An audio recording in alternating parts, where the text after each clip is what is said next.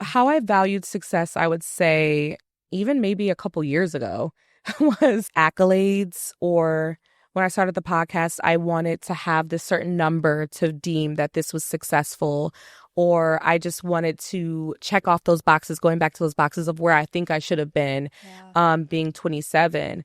But I think now my success looks like what I'm ultimately aligned with. Like, am I pouring back into people? I always go back to that core belief of, am I contributing in the way that I want to?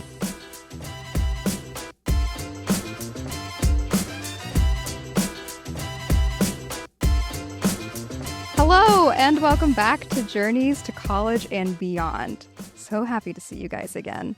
So, we spend so much mental energy on considering college, trying to get into college, applying to college, transitioning to college. It's easy to forget why we strive for this in the first place. And it's important to consider life on the other side of that graduation stage.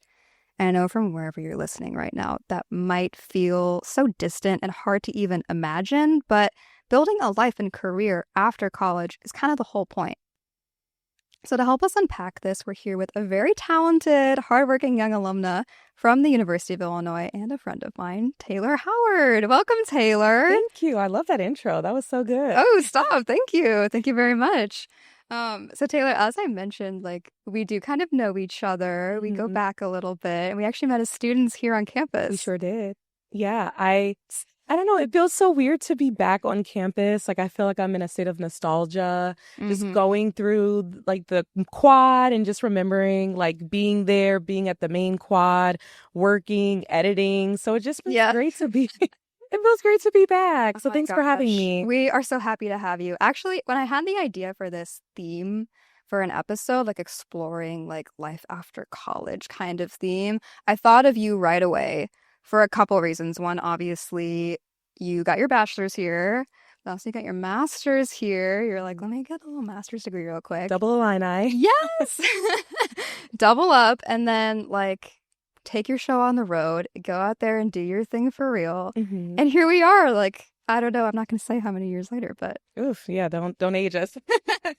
But yeah, it's been like 5 years since I got my bachelor's, 4 years since I got my master's in journalism. And to think about my initial plans to go to U of I, one, to be kind of close to home. I'm from the Chicagoland area, but also because I understand that U of I is a very rigorous program. It's a very rigorous school, and I wanted to be amongst the best. So I'm really glad that I'm able to utilize my degree. It looks a little different, which we'll probably talk about a little later in the conversation, but I'm really glad that I came to U of I. Amazing. I mean, we're obviously very happy to hear it. So undergrad and grad school. What initially drew you to Illinois for undergrad, and then what made you kind of stick around for grad school? Yeah, good question. So I am from the Chicagoland area, and I did want to be closer to home. I love my family, and I wanted to be in a drivable distance. But I was choosing in between Mizzou, and U of I. And while I think Mizzou is a great school as well, and they have a great journalism program, I think just what stood out to me is just U of I is holistically just a phenomenal school. And every time, like whether I'm at the airport or whether I was at my high school, et cetera, I would always run into an alumni from U of I, and they would always just talk about how outstanding the school was professionally and socially. And so that's what ultimately made me decide to go to U of I. And then I would say for grad school, it was a little different. I didn't initially plan to go to grad school. I was going to go. Right. Yeah. I was a COVID grad. Right. I was a COVID grad. Right. And I remember in the midst of that, I also was kind of like, I don't know if I want to be a news anchor. And so combining those two together, I decided, you know what? I think I really want to dive a little deeper in the specialization of journalism to see if this is ultimately what I want to do. And so I applied to grad school. I was a Hefner Fellow. And yeah, that's what ultimately made me decide to go to U of I for grad school. Amazing. Yes, I remember that detail that we graduated in 2020. Yeah. So, you know. Yeah. I Don't make me mean, cry. No, I'm that kidding. that program is actually a really interesting program because the pipeline, so a lot of people when it comes time that like undergrad is finished, they've got their bachelor's, but taking the next step, for some people it looks like they know what they want to do and they want to go right into the workforce, which is awesome. But then some people, they're like, grad school is a really obvious next step for me. You mentioned it wasn't quite the obvious next step for you, but this program kind of made it easier for you to make that decision. Hmm. Yeah. Yeah, I would agree. Like, I knew what I was dealing with, and I don't mean that in a negative way. I just knew the professors, I knew the curriculum, I knew my way Oh, around yeah. not even U of I, but also the Urbana-Champaign community. And I was very vested in it at the time. So it was a very easy decision for me to decide to go to graduate school. Yeah. Journalism here is like such a special kind of program. I don't know if you want to speak on your experience with the journalism stuff specifically and like how we know each other Mhm. from that kind of thing. Yeah. Like how we met, How kind we of thing. met, a Yeah. backstory. Yeah. So what I think is really cool about the journalism program here is how intimate it can be. And I think the hands-on experience you have so soon. I remember I think audio journalism is sophomore year, and I was able to literally create a mini podcast so early in my career and just learn the importance of a pause and how to make my voice dramatic when I'm supposed to, just little things like that. And also have a lot of peer review so soon. Mm. We met though through GMI, which is Good Morning Illini, and it is a journalism show where we're able to really replicate essentially a morning show. And that is actually, it became a part of the curriculum, but at time it was just a hobby of journalism students who just wanted to We just wanted to do it. we just wanted to do it. And so we were empowered to make that our show. I mean, we had Ken Erdy, who was a professor at the university who was overseeing it, but we were Okay. really able to just make it our own. And you happen to have been one of the people that I met through that. And we just cultivated a really good relationship. We were able to work together professionally, but we were also able to have fun. So Yes. that's a little bit about like what you experience in the journalism program. It's like, I know it's so corny to be like, and we're like a family, but Hmm. it really did feel like that because journalism, we're like a school of hustlers. Like every Hmm. individual has like 5 jobs. Hmm. They've got their own podcast, they've got their own morning show. They're like hosting this morning show in the morning. They're running to like another job across town. Like we're just like real go-getters. And I feel Yeah. like that was such a fun, like infectious energy Hmm. to like really give you the appetite for what you have to love it to do this as a career, Hmm. which you're doing. And it's so funny that you mentioned that audio journalism class because I actually remember like right when I met you, you were working on like your very first podcast and you were like trying to like edit it together and clip it together and you were working so hard on it. It was like your very first thing. Hmm. And now look at you, you actually have your own podcast. Yeah, so the podcast is called Two Decades Deep, and it is a podcast about navigating your 20s. I'm still in my 20s, and I, after I graduated from my master's program, I was going through a lot of transition. I still didn't know what I wanted to do, even after my master's program. I knew I wanted to be in media, I just didn't know what that would look like. I had my first heartbreak. I was moving across the country. Like there was just so many things going on. And I remember feeling so isolated in that experience. And it really took me to talk to my peers to realize like, wait a second, we're all going through this endless transition after transition, post-graduate school. And so from there, I decided to use my degree, use the skill set that I got, and then also use my experience and combine the two and Yeah. create a platform for 20 somethings. I like to say it's like a one-stop shop for all 20 somethings. I love that. I love that. Thank you. It's such a fun follow too. Like you do the wonderful job of like posting the snippets and like the Oh, thank content that you. goes along with it. Yeah, it's just such a fun, well-rounded way to have these conversations that like definitely no one seemed to be having Hmm. in the capacity that I felt like I need it, you know, like we're the same age. We're also like in that 20 something question mark Late zone. 20s. Yeah. Late 20s, 20 something, whatever. It's fine. It's fine. Yeah, so I appreciate what you're doing with the podcast. It's a little similar to what we're kind of doing here. but they kind of bookend each other, the Hmm. mission, I guess, navigating these big decisions in these very like transitional times. Hmm. It's tough. Honestly, the conversation around college and choosing college, it actually starts super young. Hmm. Like, you need to make those decisions. They're asked of you. You're like 17 when Hmm. you apply to school. Like, that's young. So, yeah, it's full of surprises, I would say. What would you say on like the 20 something end of it is like the biggest surprise about post grad life? And maybe some like advice in there for Yeah. people in that zone as well. I think there is an expectation that after you graduate that your life would be very linear. I think for me, I had my checkbox. Okay, once I graduate, then I'm going to get a job just like that. And then after I get that job, I'm going to elevate in that job. And then after that, I'm going to get an apartment. And then I'm going to get like you just think that it's super linear. And also, I think I was so tunnel vision on I'm going to be a news anchor that when Yeah, I graduated and that's not how my experience panned out, I just didn't know what to do. And so I think that the biggest shock for me is like, wow, I actually have to figure this out on my own. And there's no no option. no one can make this decision for me. And everything that I do from this point on is on me. And so I Mm, think that's the biggest shock factor after graduating.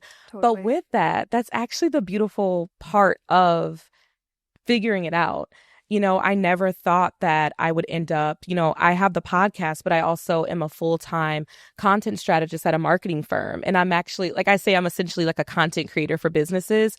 And I do interview people, I interview their employees, but I would have never thought that that was even a niched opportunity or a field after I graduated. And so Yeah. through not knowing what I wanted to do, I stumbled upon that career. And so while I do think that it can be a little scary to not know what you're going to do, there's something beautiful also about figuring it out as you go. That's so wonderfully said. I completely agree. I also didn't pursue the broadcast stuff post grad, even though I loved it. I loved Mhm. studying it. I had a blast, as you like are witness to, like back in the day. But yeah, we find these jobs that are like you just have to get creative and you have to give yourself a lot of grace. Mhm. This job that I have now, which I love, this was not my first job out of school. So it's okay. That's another thing that I guess I'll say if I'm like answering my own question. I don't know if Mhm. that's allowed on the Yeah, of podcast. course. It's like it's not a one and done. Like you're not never, but don't put the pressure on yourself to find like your perfect dream job right out of school. Like it's Mhm. definitely okay to try out different things and like grow as you go. Exactly. Yeah. And I know you mentioned like you ended up not pursuing the anchor stuff, even though you really liked it, and you're still using those skills just in a different shape than maybe Mhm. you initially planned from undergrad. How did your time at Illinois kind of help prepare you for the real world? What does that look like for you now with your job as a content strategist, content creator? Yeah. Yeah, I think before I go into the actual specifics in the skill set, I think just overall U of I helps you connect with different people. I also think because of the diversity that is represented here, you're able to really appreciate different people's backgrounds, cultures, experiences, and then being on the journalism end of that, I'm able to share those stories. And so with that, I am able to just be an advocate for all people to the best of my abilities just as a person. And so I think that's a lesson that's so underrated that U of I teaches you because it's just so diverse and they really welcome everyone.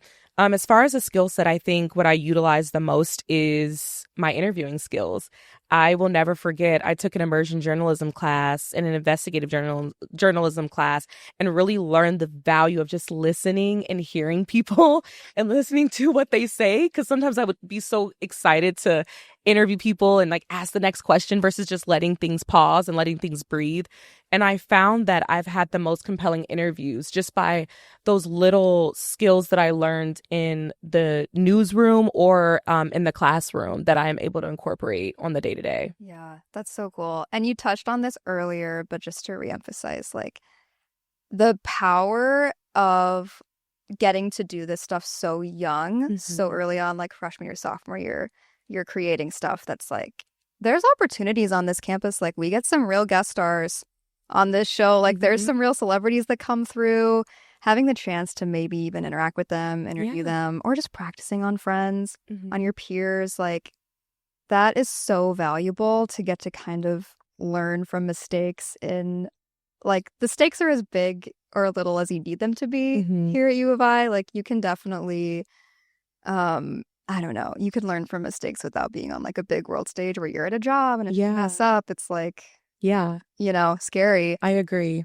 I So that agree. was really cool for me. Hmm. Plus it's just fun. It's just so fun to get to do that kind of thing. So why don't you walk us through a little bit about what you are doing now at work? Like what's a typical kind of day in the life for Hmm. Taylor? Dana life. I feel like no day's the same, and I feel like a lot of people say that in media, like no day's ever the same, but Mm, it really is like that. I mean, I would say on a travel day, I fly out to different companies, and then I start my day prepping for interviews. I make sure that I am up to speed as to who I'm interviewing. Then I walk my team, my freelancers, my videographer, photographers about like what will the day encompass, and then from mhm. there we get the ball rolling from about 9 to 5. I do 6 to 8 interviews. We also cover the landscape of the company headquarters that we're at, and we're able to capture those interviews, but also capture the B-roll and just like the audio and like the fun moments in between. Like we Cool. like to get a lot of behind the scenes moments. Yeah. And then from there, get to work and I start to transcribe that audio and the interviews, and then I essentially make the scripts and get it to my editing team. That is so cool. Thanks. That's just a really fun job. It is a fun job. Oh And I my would have gosh. never thought that I would be able to do that Yeah, once I graduated. I know. I know people said like when we were starting school, like, the job you end up having might not even exist right now as you're applying, Mm-hmm. which was kind of crazy to wrap your head around as like an 18-year-old. Mm-hmm. But we live in a very fast-paced environment, especially in media. We And do. yeah, I mean, it sounds like you have a busy day. Yes, I do have a busy day. That's so fun though. So when you're interviewing these guests, whether it's at your company job or your podcast, is there anything that you've learned from a guest that really stuck with you? That's a good question.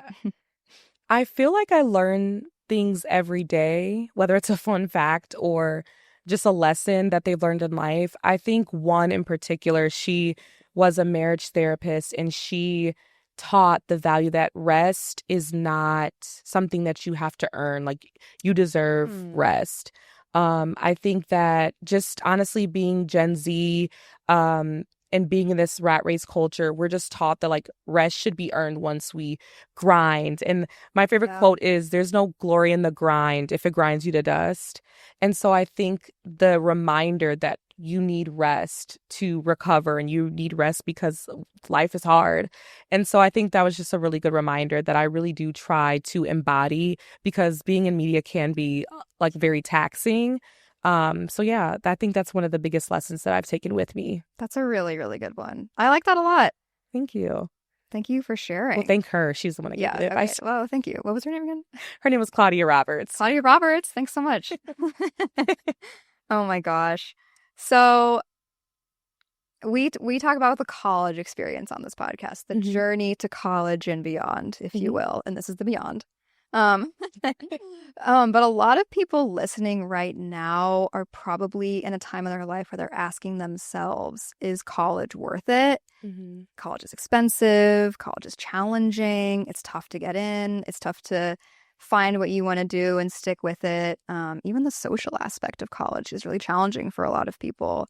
So I wonder, like, how has your formal education here and also just like the kind of social, you know, Hmm. education that you have when you go to a big school like U of I, um, how has that really helped you in your field and in your personal life? Yeah. Yeah. Yeah. I kind of grew up in a household where there was no question. Like my mom was like, you are going to college. So I had no choice.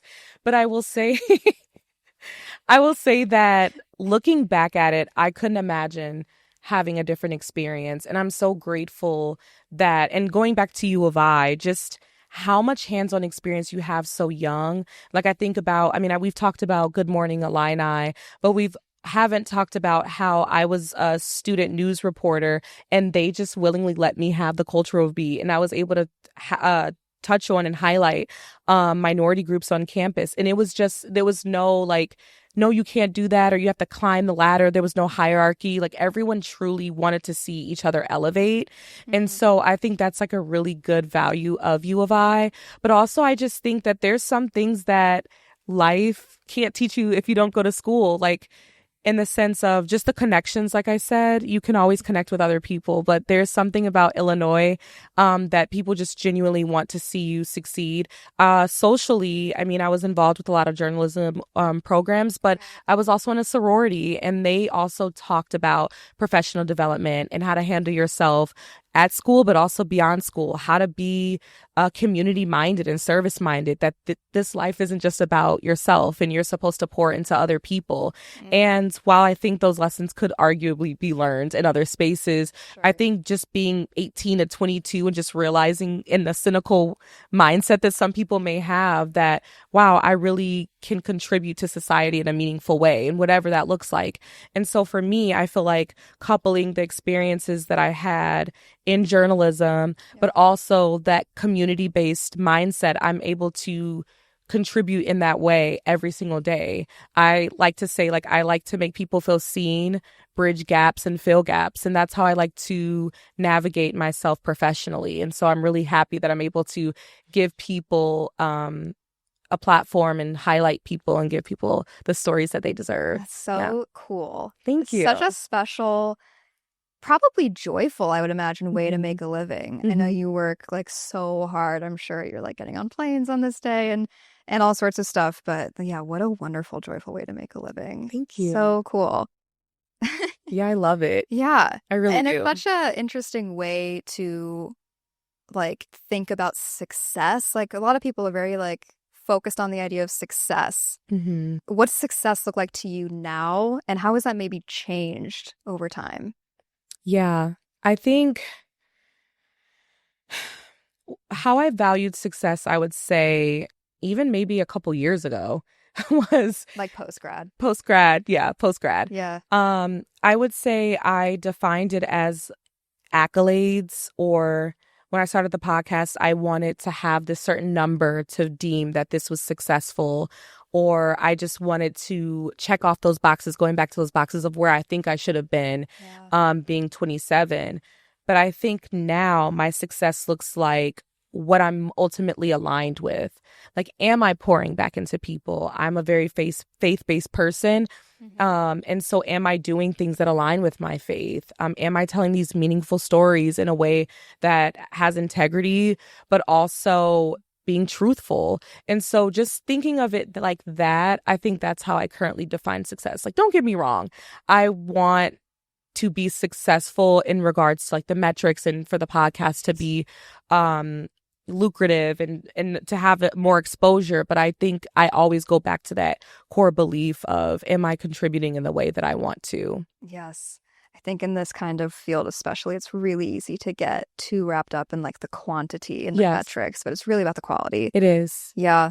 And like achieving that balance for yourself too is sometimes you forget to even check in with yourself. And Mhm. you're just like on autopilot because you're juggling all of the things, you've got a lot going on. But um yeah, and just like having that growth mindset. We've talked about that on the podcast a lot before, is like just showing up with a growth mindset to whatever it is, college, a job, a side project like a podcast or whatever it may be.